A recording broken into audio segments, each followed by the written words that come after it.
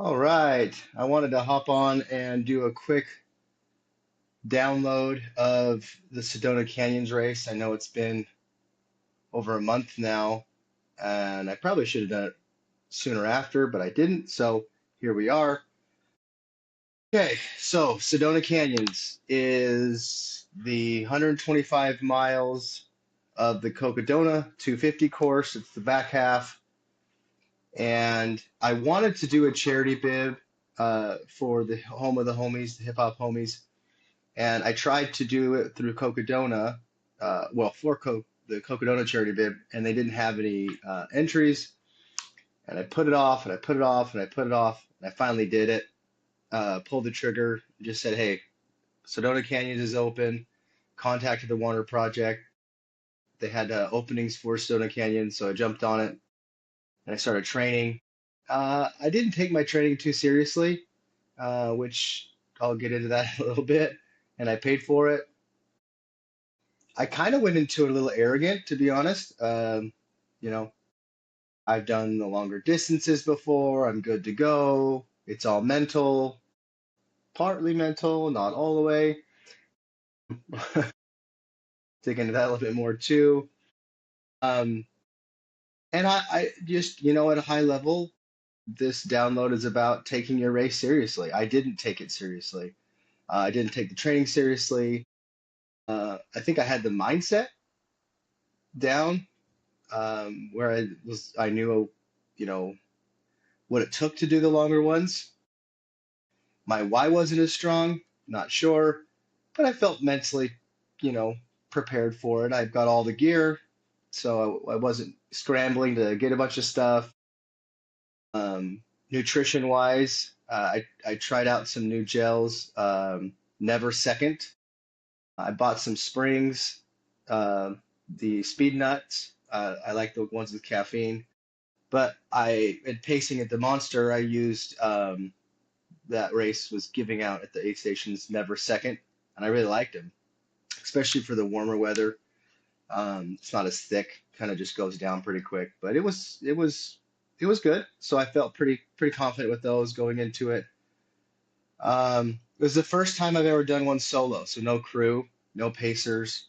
I knew some people that were going to do it, so I didn't expect to go along with them, but I was fairly confident. Like, okay, I know some people there. I'd never done drop bags before. I was a little worried about that. Watched a few videos, best practice type stuff. And I'll talk a little bit about drop bags and where I made mistakes. I did 3 drop bags and had some shoes in a few of them. Uh, I'll dig into that in a second. So I teamed up, didn't really team up. Eric was nice enough to take me to the start line. There's a few people from a running group we have locally here called the State 48 Runners, and they were all staying in the same little Airbnb right by the start line in Jerome. So we all stayed there, and again, I was just overconfident. Didn't think I was going to win, obviously, but just I knew my training wasn't great, but I just chalked it up to, oh, I got this. So I really wasn't nervous. Got to the start line, kicked off, was feeling great, and I was at a great pace. And one of the things I do that's not great is I'll make up these goals. Like, I'm gonna have a certain minute average the whole time, and that means I'm gonna finish here. So I started out, and I wasn't going full bore at all. I just kind of was cruising along, and for probably the first 20 miles, I felt great. I was just cruising. I was ahead of my little schedule I had, which may have been looking back, an indicator that knowing that, what combined with not training, maybe I should have learned my lesson and slowed down. But race day stuff, you just get all excited. So I just cruising again, nothing crazy. Um, I flew through the first aid station. I saw a bunch of people I knew and just flew through and said hi, and then pushed on to the next one. And like right before the next aid station, I don't know what it was. I've never had this experience in a race before, but I just was overwhelmed with like, I don't want to do this. I don't know, again, my wife probably wasn't that strong. It, I was doing it to raise money and I had raised the funds. So maybe I kind of thought, oh, it's, they're already going to get the money. I really don't need to do the race. I started to have some pretty negative thinking, which isn't great. And it's unlike me. I've never had that experience before, but it was interesting. I really couldn't kick out of it. Um, so from probably 20, mile 20 to like mile 50 was really slow going, a slog. Mentally, I wasn't in the game. I was just cruising along really slow. And all those ideas about finishing a certain time just kept quickly going away. That opportunity was leaving pretty fast. And mentally, I just wasn't in a great place. I saw somebody along the trail. He's actually was just on the podcast, Toby. I recognized him. He's one of the runners from Australia that did the whole Cocodona this year. He's got a great story. Check that one out. It just dropped today. And we chatted a bit, and that kind of lifted my spirits. And I ran into someone I've known for many, many, many years, and we kind of went together for a while. Her crew was great. I really had some feet issues. I've been running in ultra lone peaks for years and years and years. And something that always happens is I just can't get my foot to just fit snugly in the shoe, and my heel just moves around so much with all the rocks. And I tried taping the hot spots, and I didn't apply the Luca tape correctly, and my feet got wet, and blah blah blah. My feet were just really killing me, and I got into Sedona, and my feet were really bad. And this gal Charlene, who I've known for quite some time, her crew was there, and they were fantastic. They hooked me up with a bunch of foot stuff because, you know, learning my lesson about drop bags, all my feet stuff that I had multiple little kits in the drop bags, but I didn't have one at Dead Horse, which was mile 20 something, I think. And then I am not to Foxborough yet. I'm in Sedona. So they were kind and hooked me up, and I retaped. And then her and I took off out of Sedona and climbed up the Hangover Trail.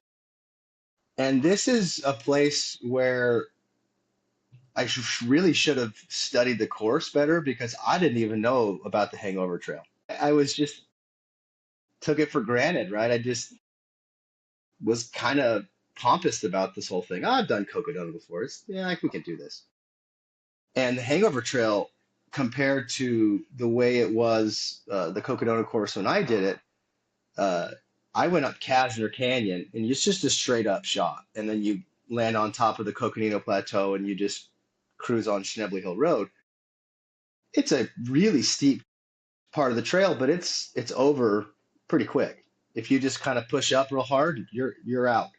This Hangover Trail just kept going and going, and it was dark, and I wish I'd have done it in the day because it's beautiful. But I was glad to have her at this point because we've known each other for quite some time. We were chatting and visiting, and she's so great. And like I said, her crew was amazing. But we finally made it to the top, and we got to Foxborough. Her crew's there, and it was tough. Like maybe I'm just being a big baby, but it was tough not having crew and friends and pacers. And I would show up to an aid station, Foxborough, for example, and I was going along with a group of guys, and they all looked like I did. We were all just hammered. It was hot that day, and they got in, and it was interesting to see when they would come in just hammered like me, but they would see their crew and their pacers and friends, family, whoever was there, and they like lit up. They like it were happy ish or but they kind of lit up. It was interesting not having anyone there, and I really want to give props to these people that do all these races solo because it's tough. It really was tough for me. Maybe it's just my personality and where I'm at in my life. I don't know what it is, but it was really tough for me not having people around. And like I said, I knew people and I would chat with them a little bit, people I've met over the years, but it was really, really tough. So hats off to all the people that do this stuff solo. So I'm at Foxborough, and I decided to kind of rest for a minute and have a medic take care of some of my feet, and she taped it up, and she was fantastic. And I slept a teeny bit, and I headed out on my way.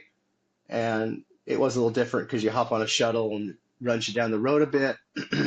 But we get dropped off from Munns Park, and I was kind of spirits up a little bit. And getting to Munns Park wasn't terrible. It was getting warm again. But from Munns Park then to Kelly Canyon was just a real slog again. And I got in that low tide again, and I was just really just every step was like, oh my gosh, why am I here? What am I doing? And again, I don't know what it was. I've never had this long low moment. I've obviously been doing an ultras uh, some time now, and I'm no expert, but it's just interesting that all the ones I've done, I've never really had this experience. And so I'm just going along, just really, ugh. And I get to Kelly Canyon, and I'm laying on. It was starting to get really cold, and I'm laying under this. Maybe it's a sleeping bag, I don't know, but I'm on the cot under the thing. I've eaten, and I had a little bit of service, and so I wanted to update my wife and some other people who had texted me. So I'm laying there under this sleeping bag, just warming up. And again, just these thoughts like you could just quit now. The charity's already going to get their money. It, you don't have to finish. Like I've never had these thoughts before. Um, and I just was like, no, I got to get to Fort Tuthill. If I can quit, I'll quit at Tuthill because it's easier to get to. And so I started off, and I mean, I don't know what happened. My nose just started bleeding. I blew my nose, and there's just blood, and it's all on my sun hoodie. I've got towels and napkins shoved up my nose. And I'm going along, and I'm just like, it just added to my frustration. It's like, gosh, this sucks. I just don't want to be here. And so I was just going along kind of in a bad mood, and I'm trying to be happy. And one of my mantras I try to do is I try and be very encouraging to other contestants and also very thankful to volunteers. And I'm doing that. And even that's not kind of helping me out of my little slumps that I'm in. And so I get to an aid station between Kelly Canyon and Tuthill. I don't remember the name, but it was really cold that night, and you kind of descended into this little valley, and it was really wet. It wasn't marshy, but it was really wet down there, and it was very cold. When I got to that aid station, there's people in the med tent trying to keep warm. Just smashed this hamburger, and I'm sitting there, and at this point, I was just having these weird being upset type moments, and I hadn't even looked at time, and I wasn't even looking at my watch, and wasn't even thinking about cutoffs. And so I'm sitting there at this aid station, and this guy that we've kind of gone back and forth, and we've talked and visited quite a bit. Um, he sits down next to me, and I'd been there for like 20 minutes, long time. And I was just trying to stay warm, eating, and he sits down. He's like, "Oh man, we got to hurry. This is an hour before cutoffs." And I was like, "What? What?"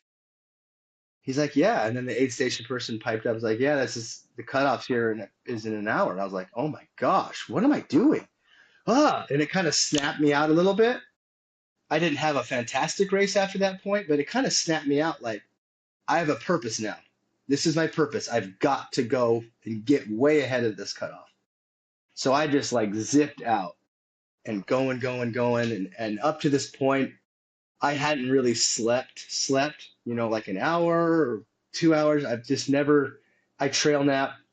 So I'm taking trail naps, and I lay down, and I'll never forget, I lay down in this perfect spot. I feel like I have a knack for finding these great sleeping spots with these perfect beds of pine needles. So I found this perfect spot, and I lay down, and I start to fall off to sleep, and I look up at the sky, and it was brilliant. It was beautiful. It was just clear, and the stars were so bright. And we're pretty close to Tuthill now, so we're up on the plateau, just outside of Munns Park, just before Flagstaff, and it's just gorgeous, the sky. And I took this picture, and I remember falling asleep.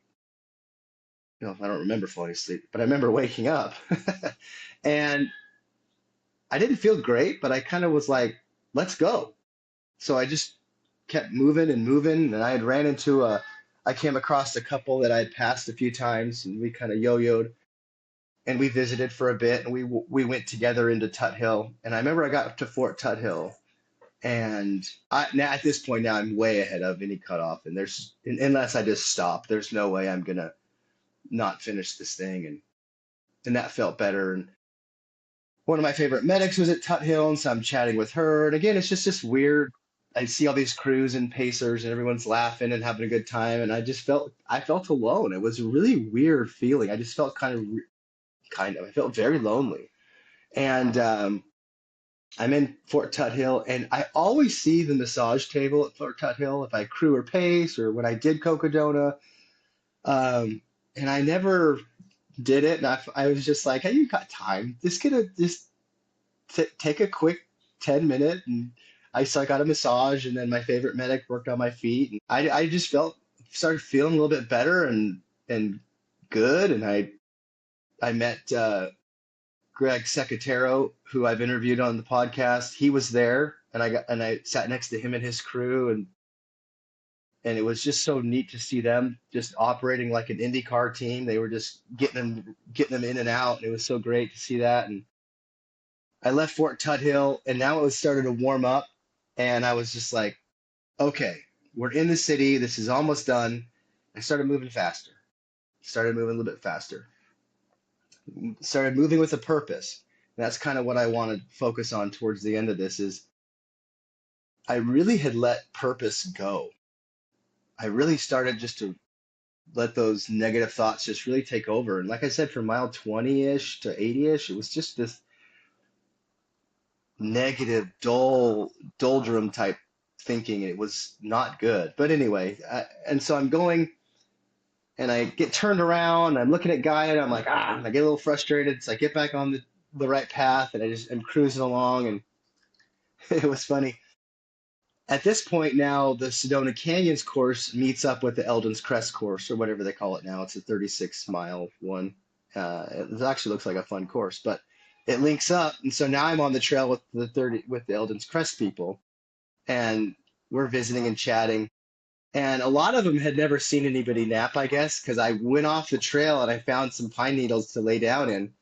And I had like 5 people wake me up from my nap. Are you okay? Do you need anything? And they were so kind. I was like, no, I've just taken a nap. And they probably thought, is he with us? Like, why is he sleeping on this? It's only 36 miles. But anyway, and so I had an okay trail nap and wake up, and I just kept going. And it was really warm. And I'm still not snapped out of this completely. I have more of a purpose now, and I had talked to my wife about an hour before that, like between Tut Hill and where I'm at now in the course, and she wasn't planning on coming up with all the kids, and so she's like, "Hey, I'm coming up," and I was like, "Oh, geez, I really gotta get going." So I said, "Hey, get in touch with Eric. He's probably already finished," and I set numbers out to each, to Eric and then my wife, and hey, you guys coordinate, and that way he can help when I'm coming in, and because you look at the tracker and it's like, I don't know.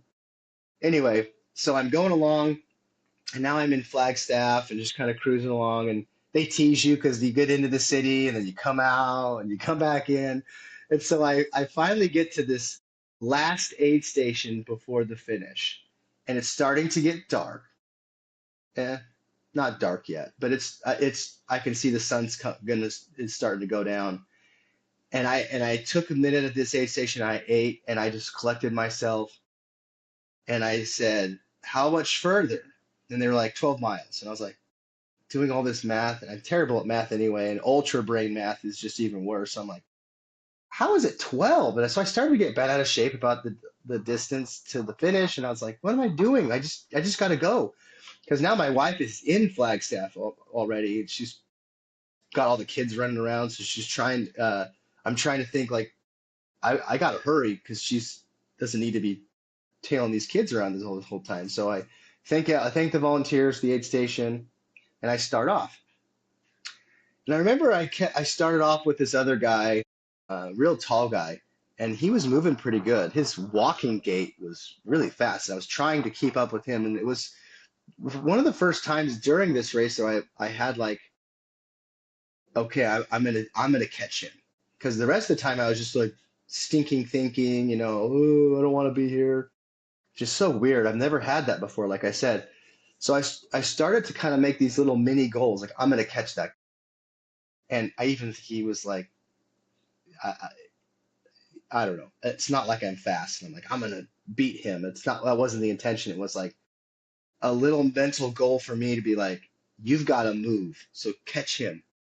So then between this aid station to finish, you climb onto this mountain. It's not, I mean, like not like Mount Eldon, but you climb up and then you go along the top and then you descend down into the city. So we're climbing and I'm like slowly catching him. And I'm starting to get excited. I'm like, okay, you're almost there. Catch him, catch him. So I finally caught him. And I realized I was like, you're running. I hadn't run since like mile 18, 17. That's how slow I was moving. And I start looking at my watch and I was like, you're really ticking off that average moving time. Holy cow. Okay, so keep it up. Because I felt great. It was so weird. Um, and then I saw another person ahead of me, and I was like, okay, catch them. And I mean, I'm not running at like a 7 minute pace, maybe like a nine and a half, 10 at best. And I'm moving, and I'm like happy. And all of a sudden, like maybe my body's getting flooded with dopamine or endorphins or whatever, but I start like feeling great. And I'm chatting with people as I'm kind of passing them. And again, this was just a way for me to kind of be like, hey, catch that next person. You've got to move. Your wife's at the finish line. You can't just take your time. You'll come in so late. So I've got this in my brain now, and I'm catch them, catch that next person, and I just kept passing people. And I passed someone that had passed me way back, and they're like, "Oh my gosh, you're running!" I was like, "I'll run while I can," and I passed them, and they were so kind and gave me some words of encouragement. And by this time, it started to get darker and darker, so I could see headlights ahead of me. And then it was like, catch that headlamp. And I don't know how I didn't trip, but I didn't trip. And I just kept going and going. And you finally start descending off that hill, and get into the city, and I'm moving fast. Not like not as fast as I was on top, but I started moving really well down through there. And I'm now on like bike path going into the city, and I'm calling my wife, hey, what's going, I'm moving really good. Where are you? And no answer. I call my daughter, no answer. Well, they're in a movie because at the pace I was moving at when the Eric and my wife were estimating when I'd come in, she was like, "Oh, I have time." So my daughter finally picks up and I'm like 3 miles from the finish. And she's like, "Oh my gosh." And she runs into the movie theater and grabs my wife and my other kids. And they zip to the finish line. And I get to Heritage Square right before them. And they had said they wanted to cross with me. And so that's amazing. And I won't get emotional because I won't talk about it, but it's just an amazing feeling. And so I'm like, I beat them to the parking lot, and I'm sitting in the parking lot while the time's still ticking in the race. Obviously, I'm ahead of cutoffs and stuff, so I'm not worried about that. But I'm just sitting there, and it was like so surreal because I had this incredible last stretch between the last aid station and the finish, and I was thinking, where was this the whole race? And I wasn't trying to get all psychological on myself or whatever, but I just was thinking, why did you allow yourself to have that huge, terrible negative moment? Anyway, and so my kids come and my wife parks and we start down to the finish and my kids are with me and they're running with me and I crossed the finish and it was so awesome. It was so awesome. Again, I've done hundreds and other races and it's always awesome, but this one was really special because I like totally came back from this really low moment and it felt so good to push at the end and I was so proud of myself for doing that, and I really don't know what it was. Maybe it was the little micro goals I was making. Hey, you can catch that person. I don't know if that's what it was, I don't know what it was. Maybe it was the massage at Tut Hill and the my favorite medic fixing my feet. Maybe that's part of it. I don't know what it was, but I was so proud of myself for pushing on at that very end and getting there way sooner than anybody thought. And even when I was talking to Eric, he was like, dude, we thought you were going to come in way later. So that felt really good. But it was so special to come in and see everybody and then also know I did it for for the charity, that we raised that money for the charity. That felt special and I really felt invigorated by that. So those thoughts as I crossed and as I was sitting there. But I wanted to share all this with you. If any of this helps, please, that's why I'm doing this. You know, one, don't take your race for granted, right? If you have done bigger stuff, longer stuff, and then you drop down, the rent still due. You gotta train. I didn't. Other thing, if you're going from having Pacers and crew to solo, it's a very different race. I'm not saying don't do it because it was an amazing experience, and looking back, but it's a different experience. So don't expect it to be the same, and really find those things that can keep you going. Really connect with people. Even when I was in those low moments, the thanking the volunteers, interacting with them, giving encouragement to the people that I was around, even when they were passing me, just being positive.